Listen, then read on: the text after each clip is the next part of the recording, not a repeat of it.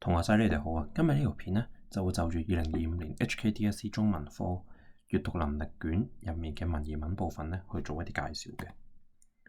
嗱，首先呢，我哋會簡介一下今年 HKDSE 中文科評核模式嘅比重啦，跟住我哋會抽兩條 past paper 入面嘅語譯題呢去做一啲拆解嘅。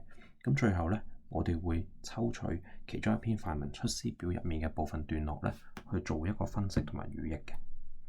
嗱，咁我哋會見到咧，2025年 HKDSE 咧閱讀能力，亦即係卷一咧，係佔成個評核模式入面嘅40% 嘅。好啦，咁寫作卷二咧就佔45%啦。咁餘下嘅15%咧就係校本評核。咁所以我哋可以見到咧，其實閱讀卷咧係對於你能唔能夠喺中文科攞到一個好嘅 grade 咧，係有一個好大嘅比重嘅。好啦，咁所以變咗嚟講咧，我哋就要盡可能喺閱讀卷嗰度答啱多啲題目噶咯喎。咁首先咧，我哋講一講語譯題先，係啦，因為語譯題咧係文言文題目入面其中一種最容易答嘅題目。咁我哋首先睇一睇2020年卷一第一題入面嘅其中一條啦。嗱，呢一句咧就係嚟自出師表嘅。侍中尚書長史參軍此昔徵糧死節之辰。咁呢個昔字點樣解呢？嗱，首先我哋睇一睇昔字嘅用法先。嗱，咁我哋可以由兩個角度去諗嘅喎。嗱，由句子成分角度去諗呢，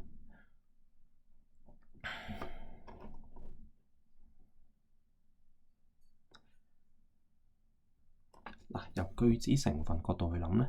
咁其實侍中、尚書、長史、參軍啲都係官職啦，係咪？咁此咧就係講緊前述嘅官職。咁昔咧喺呢度就係表示緊對於呢啲官職啊嘅一個總括。咁最後徵糧死節之辰啊，就係形容呢啲官員嘅品德同埋忠誠。咁我哋再代入翻個語境啦。咁阿諸葛亮佢喺出師表入面提到啲官員，佢個目的咧係強調佢哋嘅忠誠同埋貞節啊嘛，從而去做一個動員同埋說服。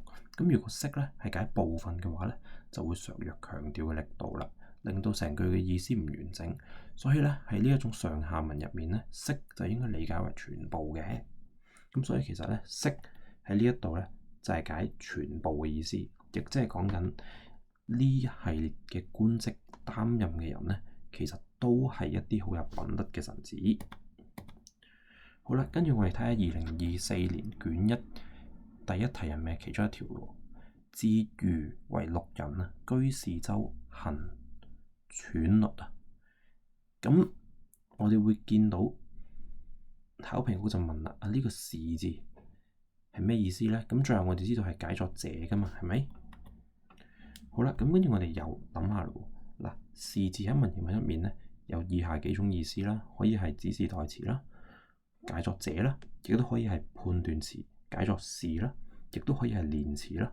譬如我哋會見到有陣時文言文入面會有事故啲咁嘅語句，咁樣咧喺呢一句入面咧，事後面咧係連接周嘅，指嘅係這周咁嘅意思。所以咧，事喺呢一度咧就作為指示代詞，解作者嘅。好啦，我哋再代入翻個語境啦。句子係描述作者啊，因為成為咗被殺戮，喺呢度其實有少少修改啦。呢度唔完全只係殺戮嘅，其實係指緊佢被流放啦。咁而居住在這州，咁喺文入面即係是州啦，所以佢就感到好恐懼不安。咁如果是係解作是，亦即係判斷詞入面呢一個意思嘅話咧，咁成句就會好唔合理啦，就會變咗居士州原來就係居住喺呢一個州咁嘅意思，所以咁嘅語義就不通咯。所以其實咧，根據翻個語境咧，是係必須解作者嘅，亦即係講緊作者所在嘅州。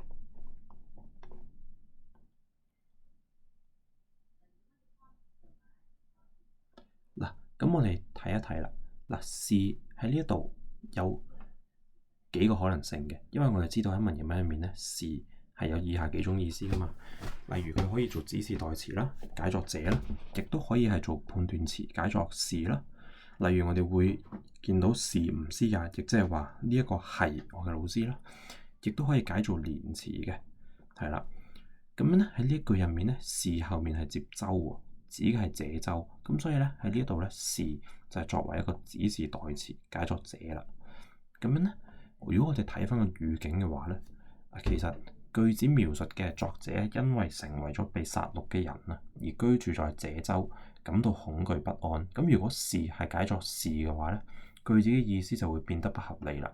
例如居士州咧就會變咗做係居住士州，咁語意不通咯。所以咧根據翻個語境咧，是係必須解做這嘅，咁亦即係話咧係指代緊作者所在嘅州啦。